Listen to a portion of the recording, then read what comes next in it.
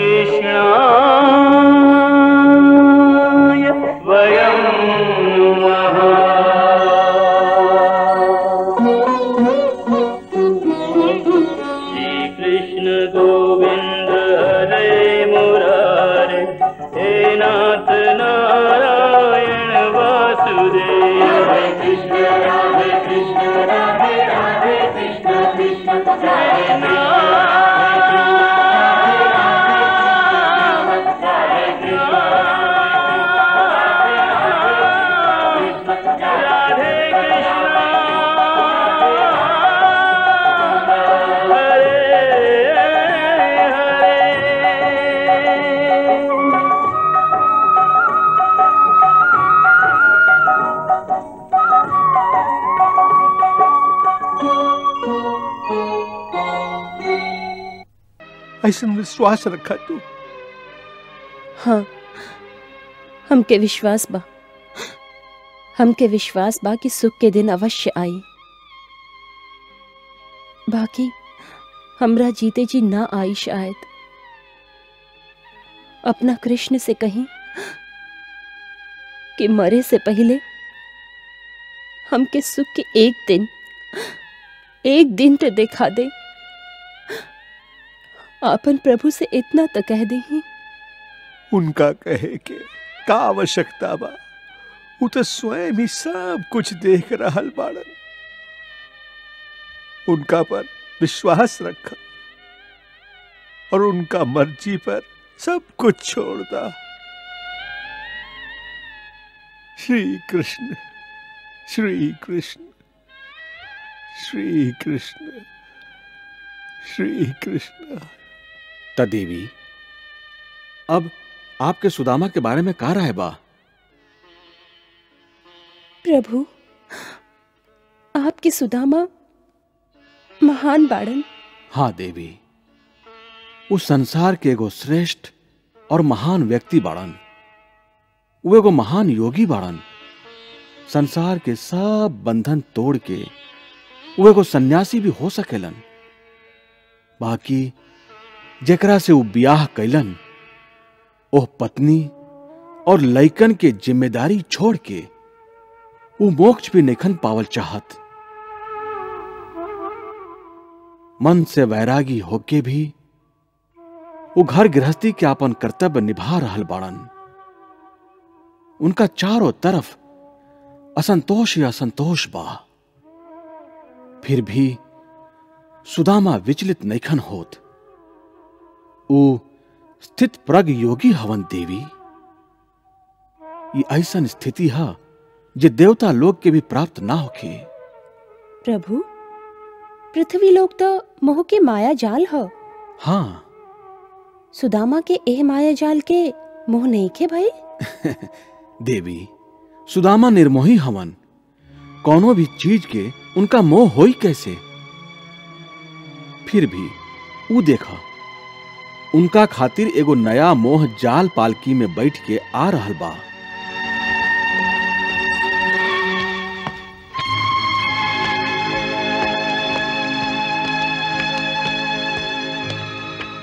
ओम भवति भिक्षाम देहि।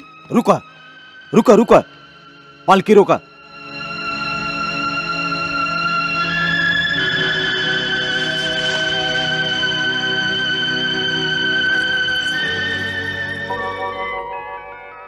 सुदामा, सुदामा, सुदामा, सुदामा,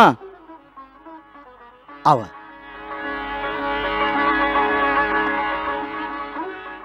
आवा, आवा, आवा।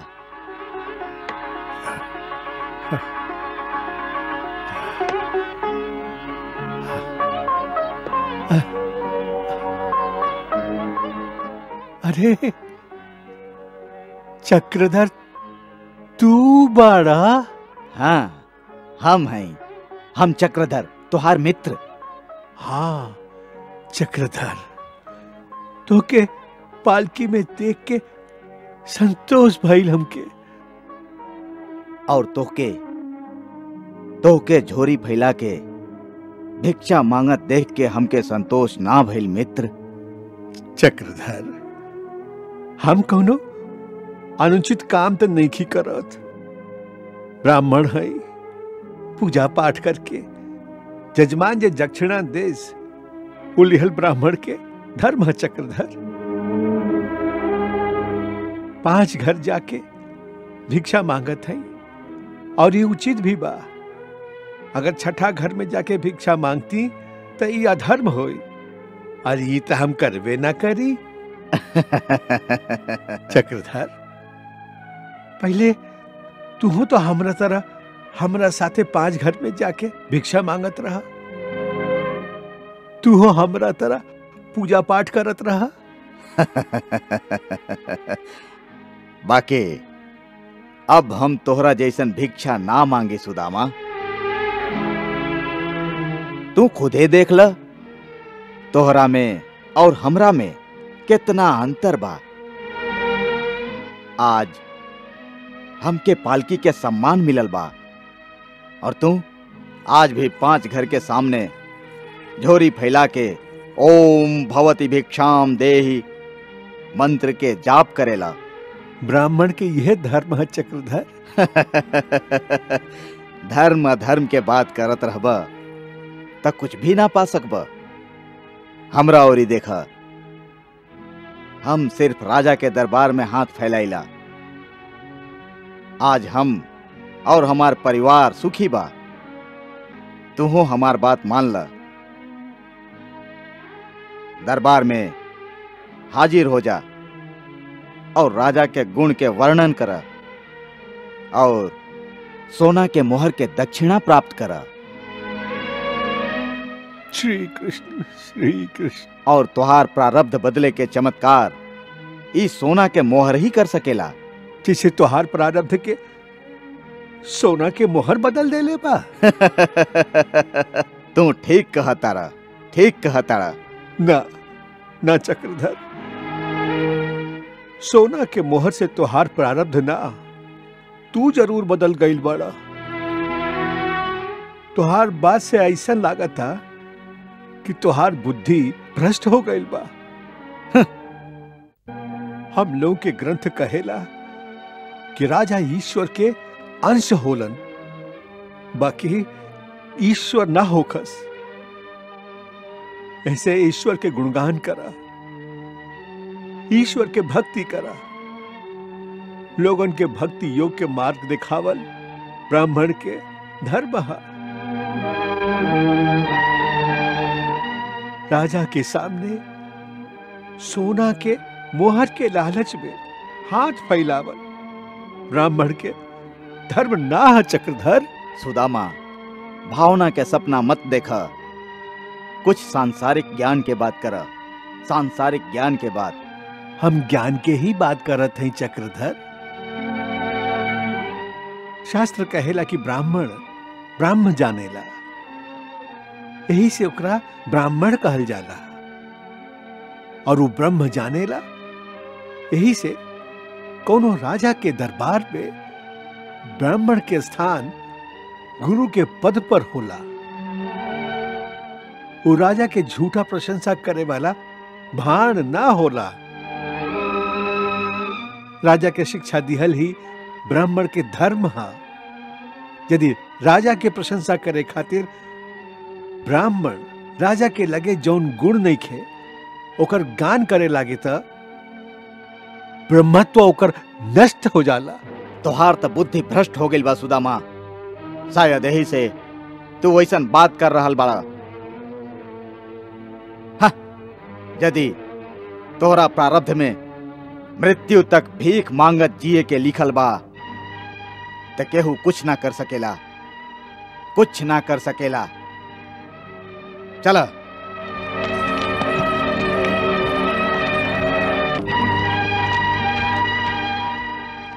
श्री कृष्ण श्री कृष्ण श्री कृष्ण श्री कृष्ण श्री कृष्ण श्री कृष्ण श्री कृष्ण श्री कृष्ण।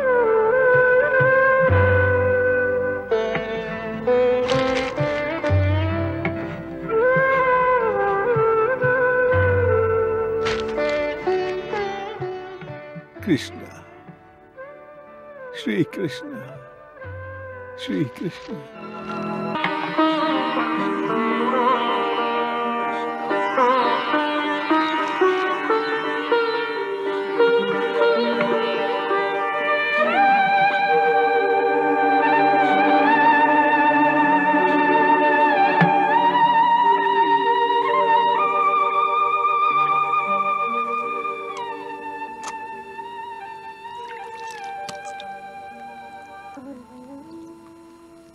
त्वदीयं वस्तु गोविंद, त्वदीयं वस्तु गोविंद, तुभ्यमेव समर्पये, तुभ्यमेव समर्पये। गृहाण समको भूत्वा, गृहाण समको भूत्वा, प्रसीद परमेश्वर, प्रसीद परमेश्वर।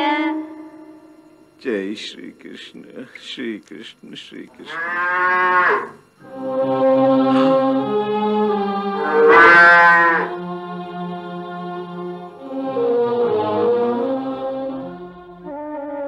अरे धेनु को कैसे भूल गई है?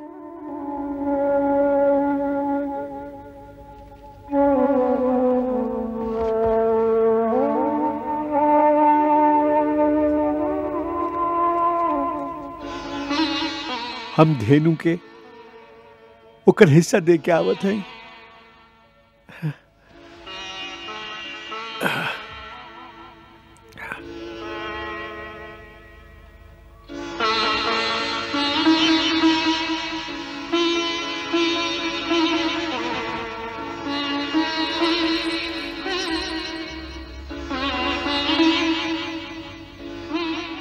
असल में बहुत जोर के भूख लागल रहे, यही से तुमके भुला गेली माई।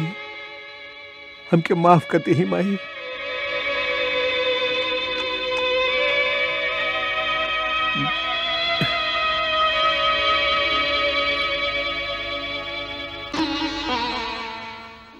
हमरा के माफ करती ही माई।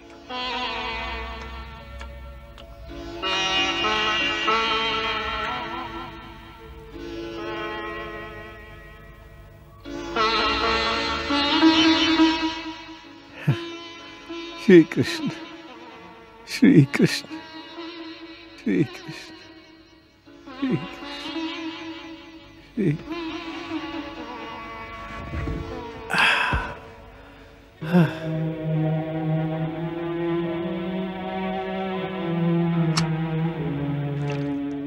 श्री कृष्ण श्री कृष्ण। अब भोजन शुरू करो।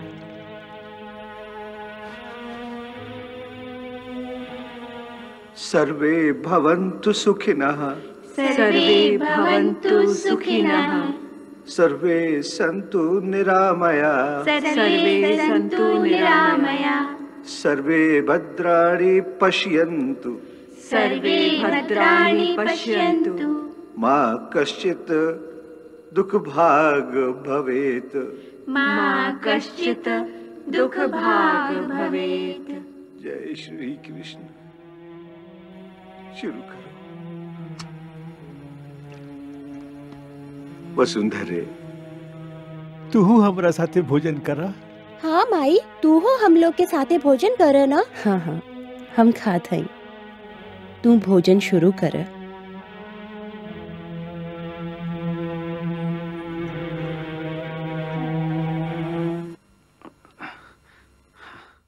माई माई,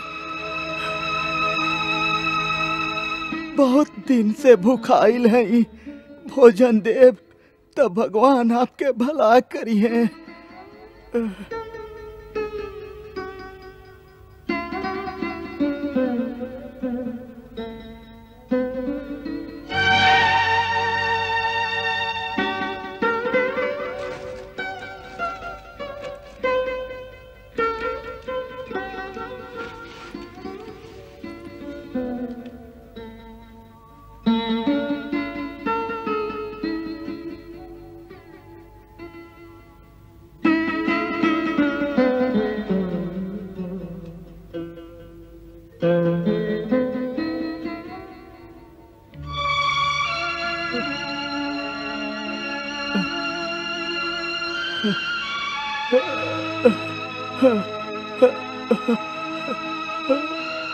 भगवान आपके भला करस, भगवान आपके भला करस।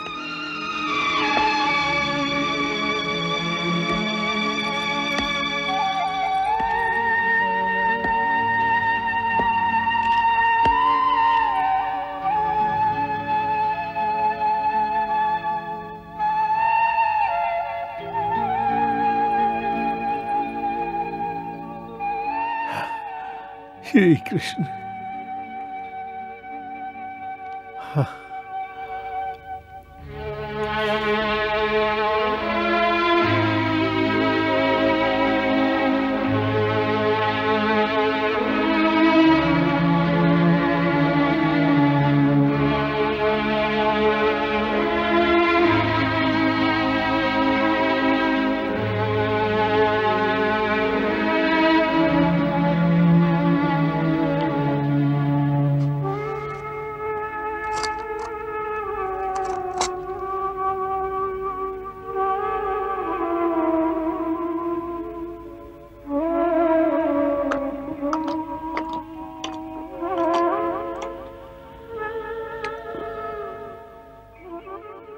हमार भोजन हो गई वसुंधरे।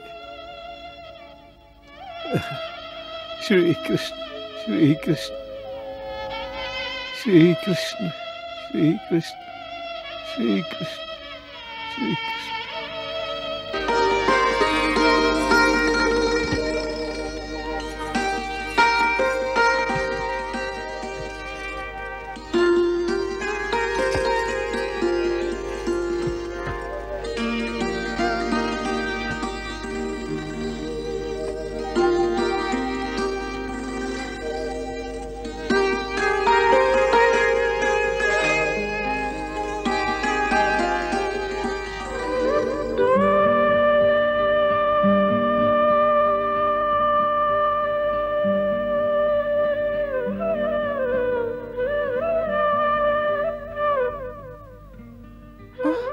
का भइल प्रभु? हमार पेट भर गई। पेट भर गई? हाँ। भोजन करे से पहले ही?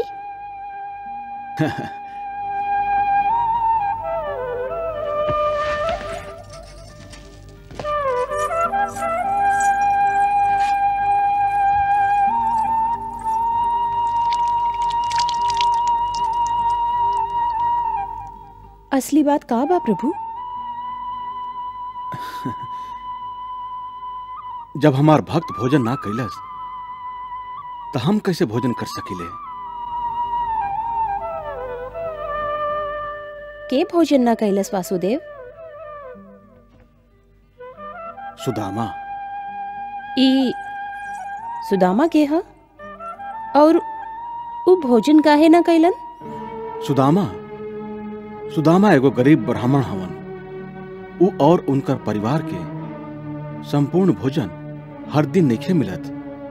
फिर भी सुदामा धर्म के मार्ग से विचलित ना भइलन। गृहस्थ प्राणी के धर्म है कि भोजन के पहले ही भोजन के एक हिस्सा आपन पशुअन के और एक हिस्सा भोजन के समय कोनो अतिथि आयल होके तो ओकरा के खियावे के चाहिए।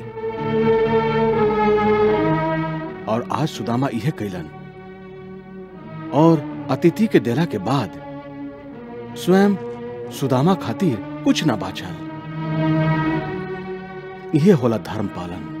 ऐसन लागता कि ई भक्त आपके बहुत प्रिय बाड़न। हाँ देवी। काहे? देवी, वास्तव में धर्म पालन के मार्ग बहुत कठोर है। यह मार्ग पर चले वाला लोग महान होखेलन, काहे कि वो अपना धर्म से कबहियों विचलित ना होखस। वो कभी भी अधर्म के अंगुरी पकड़ के धर्म के मार्ग ना छोड़ेलन। सुदामा महान बाड़न।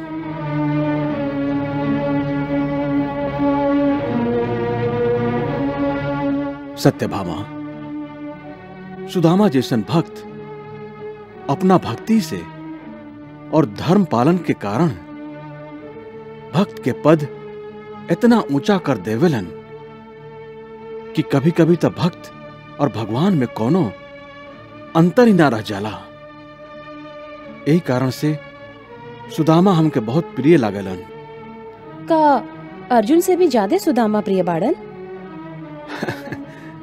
हमके अर्जुन और सुदामा दोनों अधिक प्रिय बाड़न देवी। दोनों आपन आपन जगह श्रेष्ठ बाड़न।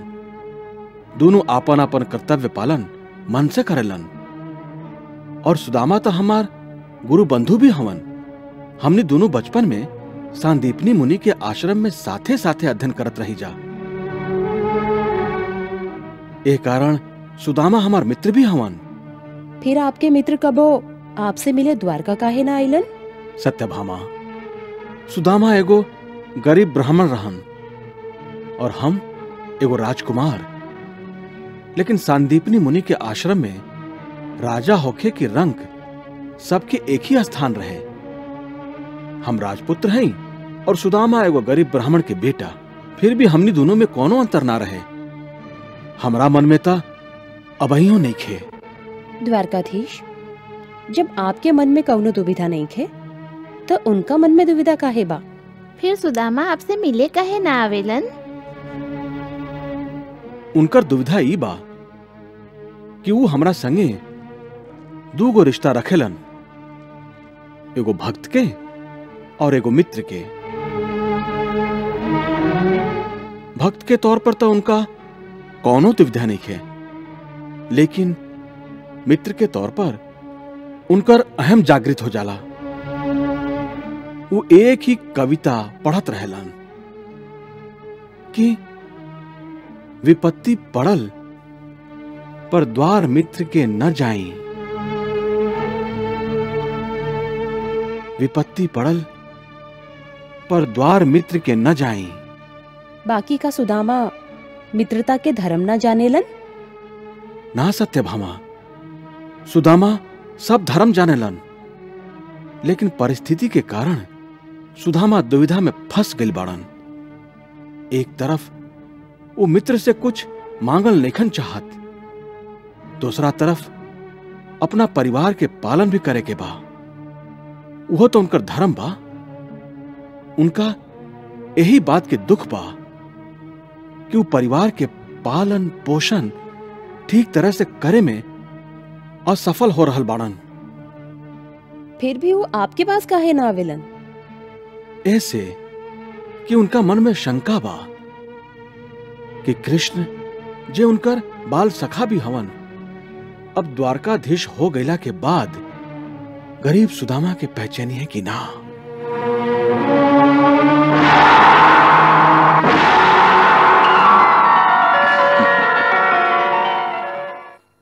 कृष्णा